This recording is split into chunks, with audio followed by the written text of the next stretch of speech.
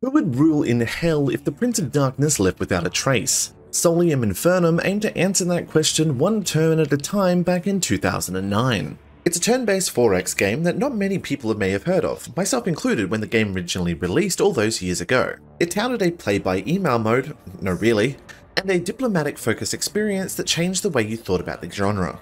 After 15 years of being an unknown game with a small cult following, Australian developer League of Geeks have attempted to reimagine the game in their own image. After claims that their debut title Armello was partially inspired by the original game, it would be interesting to see how they would add a new hellish twist to the 4X genre.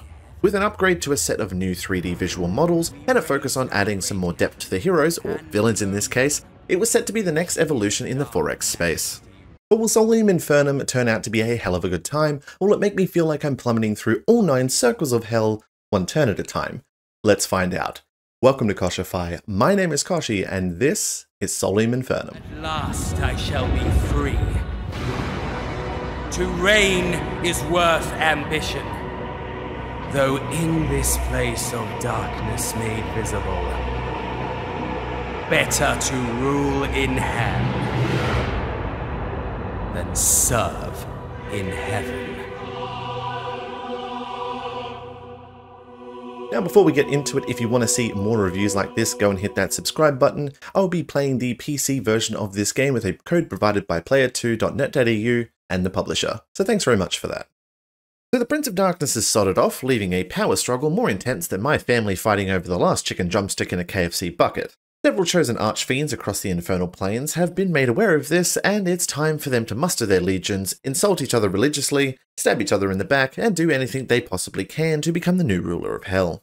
Now right from the get-go, the game is unlike your typical 4X gameplay loop, which is an interesting change of pace. You're not starting from the Stone Age and discovering basic resources, nor are you slowly expanding the amount of things that you have to manage every turn before conquering the entire world. In Solium Infernum, you already have an established home base, and that will be your primary source of control for the entirety of each game that you run through. Everything you do is tied to one of your limited actions, and this makes each turn a critical decision-making tree to confirm you're making the right move at the right time. Things that would normally be considered a trivial thing in most 4X games, like moving units around or giving them new equipment, bidding on new armies, seeking extra currency, or insulting your colleagues, it counts towards the small action pool that you have each turn. To make matters even more interesting, all of the other players are planning their actions at the same time you are. Each turn acts more like a planning session that all goes off at once, in a revolving order based on who's the regent of the conclave at that one time. This can subtly change the way each turn plays out as you plan to move in units to attack, only for them to run away first because they had right of way for that turn. The mechanics do help with restricting you to a few different actions at the start of the game to make sure that players don't just kill each other from the word go. The focus of this game is on diplomacy after all, and we aren't savages here and must conduct ourselves accordingly.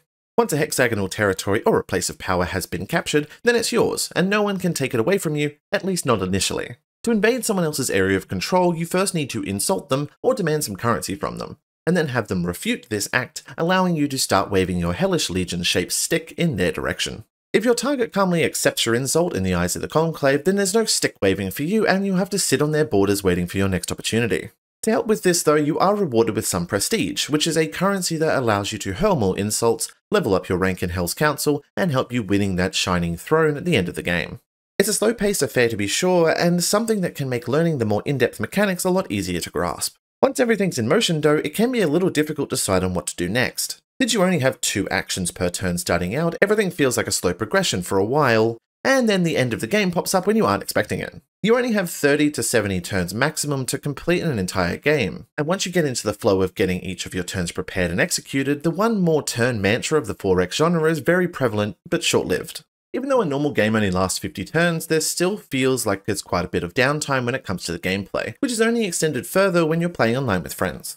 Multiple turns will have you just moving around units, or you're restricted to just doing simple things like consolidating your currency without progressing anything. Since you don't have that slow and steady build to something bigger like most 4X games, it's difficult to find an aim to each game other than trying to win in different ways. Now, each of the games I played went for a couple of hours, but that's because I was playing through each affair while versing AI opponents and skipping a lot of the actions when they were executed. While combat is the most interesting part of each action phase, most of the time it's just a basic numbers game, and if you're attacking your opponent, you usually know you're going to win, without seeing the action play out in front of your eyes. This isn't always the case, as various rituals and other armies can have fight-altering mechanics, but it seems like a rarer occurrence. Other than that though, the run-through of each turn is quite slow and drawn out, especially once you get to the maximum of 6 players and you watch everything happen over time. Each Archfiend on offer here is blessed with 5 powers, which are upgradable attributes that bestow unique abilities. How you level up these trees will affect what victory condition you're going for. Wrath users want to throw around their military might, Deceit focuses on pilfering and shrouding themselves in shadow, Prophecy seeks to further knowledge and gain defensive wards, Destruction brings hellfire and ruin, and Charisma is used for those subtle political maneuvers. It's up to you on how you choose to play your faction off the others, and this can create some tense situations as diplomacy appears to be the main driving force behind the game's winning conditions.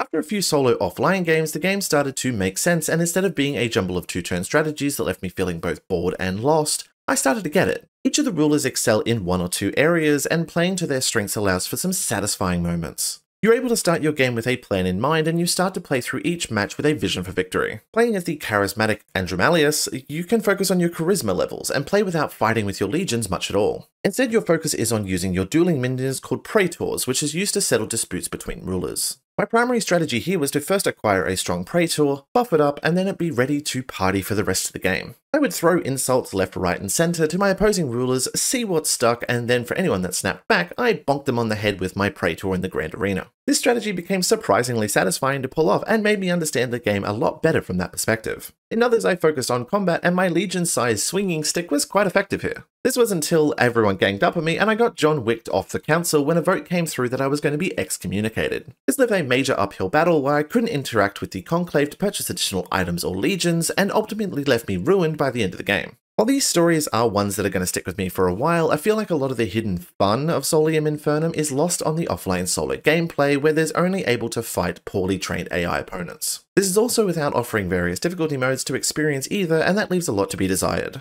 Now this is especially true for those who can't corrupt at least 3 friends to drop 60 Australian dollar dues alongside them. Much like the original game released in 2009 with its play by email mode. I'm still amazed I actually have to say that. Anyway. I feel like a lot of the fun is found in the stories that get created with friends in the live and asynchronous multiplayer modes that it has now. In these modes, you could mess with your friends in a group chat, or form and break alliances over days or even weeks of playing a single game, turn by arduous turn. This isn't exactly what I experienced though. Through the developers, I was able to dive into an asynchronous game and play it with them over the course of a week or so. When you only have one game to check on, it creates a situation where you're only actually playing the game for 5 minutes at a time. This unintentionally creates a feeling of diming you to a mobile game that you check on every day to update things and then leave it for the rest. Tensions are definitely higher, as you have to think about what your opponent's actions are going to be each time, and you have to question every single good intention they have towards you. It can be a great experience at times, but it may only come together after a week of 5-minute loops. This is also assuming everyone sticks with it for the full game and doesn't leave when they don't get a desired result halfway through. Unless you have a few games going at once with shorter turn timers than a full day, it's challenging to really get engaged in Solium Infernum. Instead, you and your friends get into a somewhat daily cycle of booting up the game after work, trying to remember what you did last turn, submitting your new turn, and then waiting for the rest of the players to submit theirs. This creates this start-stop gameplay flow, which is only exacerbated when people are playing in different time zones. This isn't because the game doesn't have any deep mechanics, quite the opposite. If you and your friends are dedicated to playing, or if you're playing in the live mode, you can have a lot of fun with the unique stories that are created throughout your sessions. There are plenty of things to choose from within your turns, and there's a lot to learn from the multiple game mechanics on offer. For the die-hard fans of the original game, I can see them loving this reimagining, as there's lots of new things on offer here. All of the artwork and models have been redone, and I like the style that's been introduced here with wonderful new cards, hellish effects for the council, and so much more. With each of the main archfiends looking like they've now been updated with 3D models, it makes them all look more interesting to look at, and it calls back to the original game quite well. It does feel a little dated and lacking in the kind of hellish details here and there, but it's a cohesive experience that doesn't take away from the gameplay too much. We aren't looking at beautiful vistas or seeing any earthly wonders in this one, and it's more focused on the barren wastelands of hell, which comes with its own depressing feel. The only issue I found with this reimagining though are the legion models that move around the battlefield each game. Each army, regardless of their beautifully and sometimes creepily crafted artwork cards, looks the same when placed on the battlefield. They all fight the same, with the same effects and the same looking Praetors popping up when they're added to provide a little boost. While I understand the additional development work required to make each army unique, it would have been nice to see each army have their own special model and fighting style to capture the uniqueness of each hellish faction. To add to this, there are only 3 maps to play on, and after a couple of games on each, it does start to show a lack of depth, where each game, where short-lived, can feel a bit samey after a while. This is especially true when you all get randomly spawned around each location and one game starts to blur into another. The areas may just be background for the Archfiends to duke it out one turn at a time, but it would have been nice to have some additional variety when there is so much lore to dive into. If you're hoping for sneaky backstabs, breaking alliances because someone paid you off, and deceitful power plays aplenty, it can be a lot of fun, but only when playing with friends and only when you're all dedicated to playing the game at the same time. If you're playing solo against AI, there's little challenge to be had, and a lot of the victories you experience will be okay at best and hollow at worst. It's a game where being a dick is both accepted and encouraged, which can be awesome at its peak. But most of the time, Solium Infernum just makes you feel like you're running around a new restrictive circle of hell one turn at a time, so your mileage may vary. Maybe pick it up on a sale, or wait for your friends to pick it up as well so that you can play a nice strategic weekend together. Thanks for watching the video. Remember to tickle the like button if you liked the video and look out for more reviews like this. Go and hit that subscribe button so you can keep up to date with what I'm doing, and you'll see me again soon. Until next time, Kochie, out.